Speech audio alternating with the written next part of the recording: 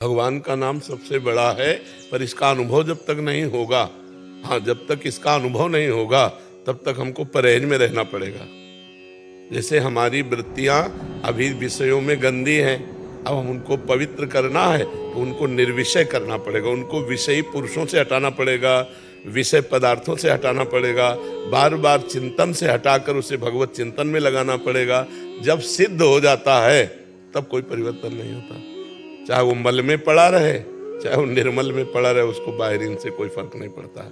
चाहे वो बहिर्मुख पुरुषों के बीच में बैठे, चाहे वो परमहंसों के बीच में बैठे, उसे कोई फर्क नहीं पड़ता, क्योंकि उसकी वृत्ति भगवदाकार है। और जब तक वृत्ति भगवदाकार नहीं हो जाती तब तक जरूरत है जीव को बहुत परहेज की।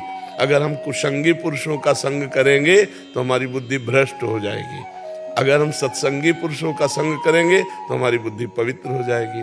हम बुरा भोजन पावेंगे तो हमारी बुद्धि भ्रष्ट हो जाएगी। हम पवित्र भोजन पावेंगे तो हमारी बुद्धि शुद्ध हो जाएगी। अभी हम साधक हैं, सिद्ध थोड़ी हो गए, ये तो सिद्ध पुरुष का है। क्यों भगवत स्वरूप हो गया, उसमें कोई फर्क नहीं पड़ता। जैसे भुने हुए चने को कितना भी खाद पानी लगा दो अंकुरण नहीं होगा, ऐसे सिद्ध पुरुष के हृदय में कोई भी संग दोष विकार पैदा नहीं कर सकता, लेकिन साधक के कर देगा। इसलिए उसको संग दोष से बचना चाहिए। पूर्व जन्म की छोड़ो, इस जन्म में 9 महीने माँ के गर्भ में रहे, 1 सेकंड का भी याद है? नहीं याद है ना?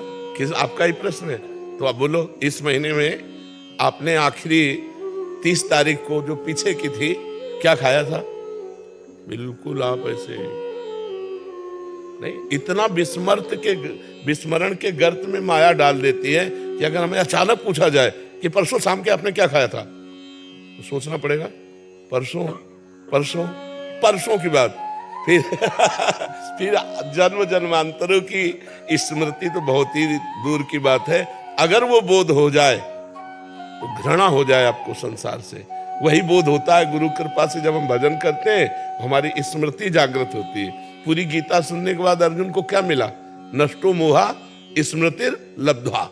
स्मृति जागृत हो जाए तो अभी सब ठीक हो जाए। स्मृति जागृत करने के लिए तुम बार बार स्मरण कर रहे हैं भगवान का, और संसार की जो आकृति है नानात्व की, ये हमें खींच रही।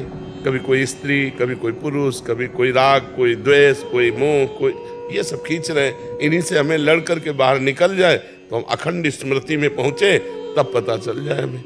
पूरा का पूरा जितने जन्म का चाहो उतने जन्म का देख लो, ऐसी स्मृति प्रवीण और नवीन हो जाती है। अभी तो बहुत मलिन स्मृति हमारी है नहीं। नाम जप करो, खूब